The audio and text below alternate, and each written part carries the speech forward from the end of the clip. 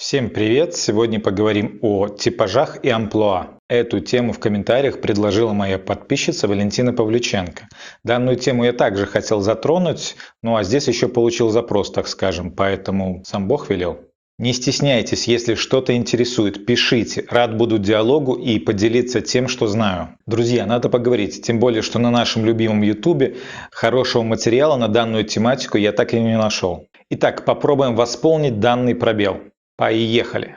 И начнем по школе, по научной школе. Берем термин типаж. И как, наверное, вы уже почувствовали ухом, типаж. Так и хочется сказать типаж. Термин пришел к нам из французского языка. Собственно говоря, как и большинство театральной терминологии. Термин пришел в эпоху Петра I через окно. Ну, вы понимаете, про какое окно я говорю. Окно в Европу, конечно же. Ведь до Петра на Руси никакого театра не было. Бо был грех. Точнее сказать, театр был, но это был театр одного актера, и вы понимаете, о чем я. Но это тема совсем для другой истории. Надо сказать, что очень много слов пришло в русский язык из французского. Их очень много, их просто тьма. И я собираюсь сделать отдельный ролик о французской терминологии в театре. Театральная и киношная лексика практически вся заимствована из английского, немецкого, французского, итальянского языков. Либо это латинизмы, так как это все что? Языки романской группы, которые ведут свой корень от древнегреческого языка. А в Древней Греции зародились все искусства, которые мы сейчас имеем. Ну, конечно, они были и в других культурах, но в Древней Греции они достигли высокого уровня и систематизировались. И вообще наша цивилизация сейчас во многом продолжает древнегреческую цивилизацию. Так вот, возвращаясь к типажу. Слово «типаж» с французского «tapis»,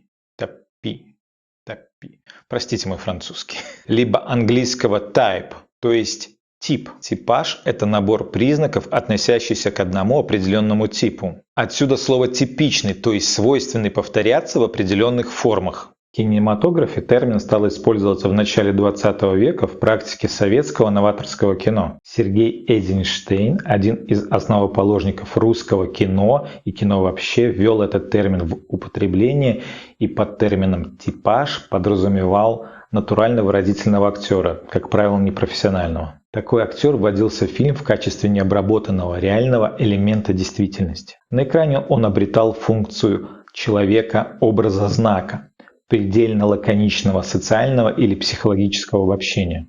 Примеры таких типажей – это актеры большинства фильмов дозвуковой эпохи Сергея Эйзенштейна. Фильмы «Броненосец Потемкин», «Октябрь». Эпизодические фигуры в фильмах Пудовкина, «Мать», «Конец Санкт-Петербурга». Обращение к типажам было продиктовано необходимостью освоить естественную выразительность реальной жизни. То есть солдата, моряка, кочегара в его среде никакой актер не сыграет лучше, чем сам типаж. Тем более, что он и не играет ничего. Конечно, речь идет не про главные роли, где надо доносить мысль, сложные психологические переживания. Здесь уже нужны профессиональные актеры, и это уже надо играть, так скажем. Ну а типажи из естественной среды и сейчас повсеместно используются в театре и кино, если надо достичь абсолютного натурализма. Также с течением времени термин стал подразумевать характерный способ игры актера и использование его внешних данных, переходящее из фильма в фильм. Актер играет одну и ту же роль, то есть его игра стала повторяемой, типичной. Как таковой строгой классификации типажей просто нет, их может быть сотни. Супермен, неудачник, ловелас, интеллектуал, злодей с отрицательным обаянием, к примеру, Уильям Дефо, романтик, брутальный тип.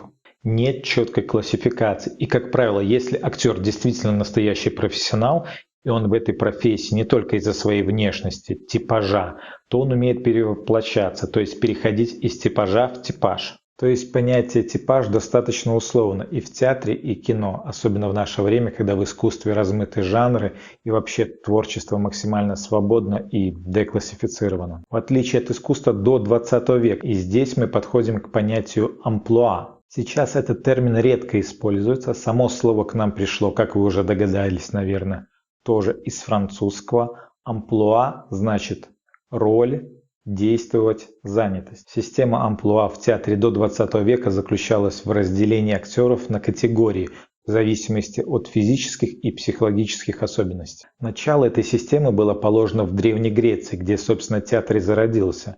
Разделение там происходило на трагиков и комиков, соответственно, по названию двух основных жанров драматургии – комедии и трагедии.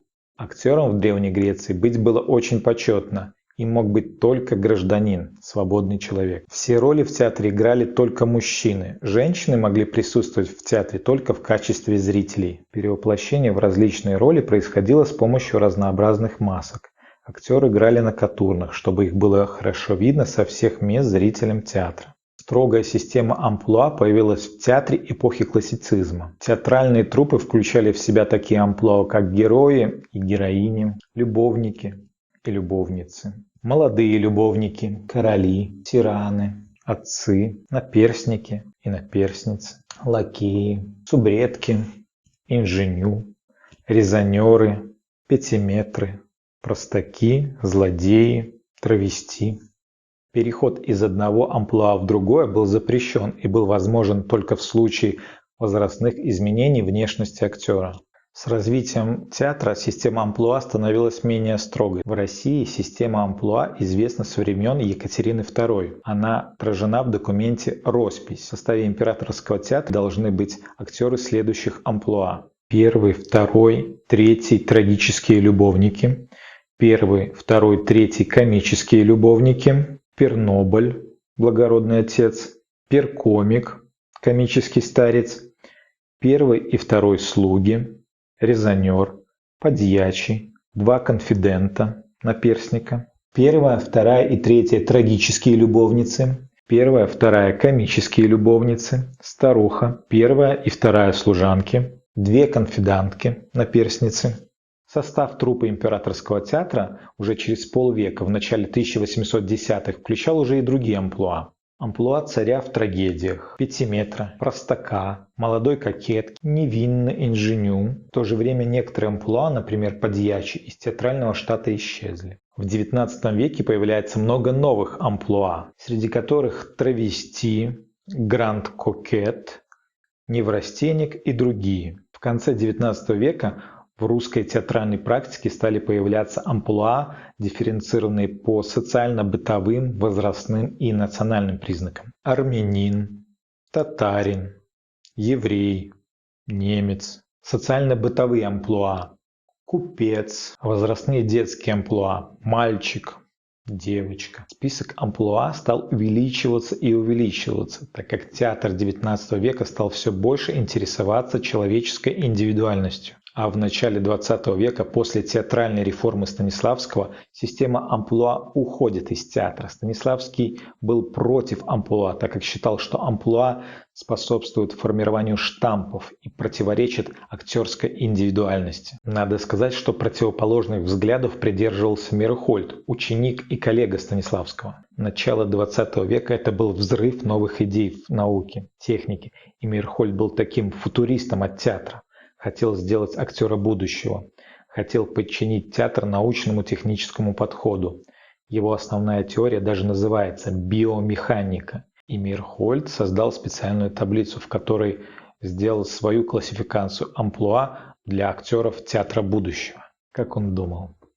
17 женских и мужских амплуа. Кто захочет ознакомиться поближе, ссылка на таблицу будет в описании ролика. Таблица не прижилась, все же стремление к индивидуальности в театре, искусстве и философии XX века победило. Хотя отголоски этой системы и таблицы Мейрхольда мы часто слышим и в наше время. Я против амплуа говорю сразу и считаю, что внутренний мир человека намного важнее его внешности. Все очень индивидуально и зависит от многих факторов: пьесы, режиссера, времени, психологического состояния актера в данный момент. То есть много факторов влияют на распределение роли.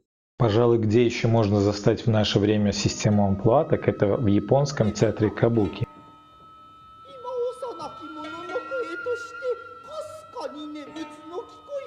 Но и там актеры уже не так строго придерживаются амплуа и могут играть различные роли. Подводя итог, типаж – это что-то типичное в актерской игре, то, что повторялось уже несколько раз. Но понятие типаж очень свободное и не имеет строгой классификации. Амплуа – исторический термин, который использовался в основном в эпоху классицизма. Сейчас этот термин употребляется в основном как историческая аналогия. Всем пока!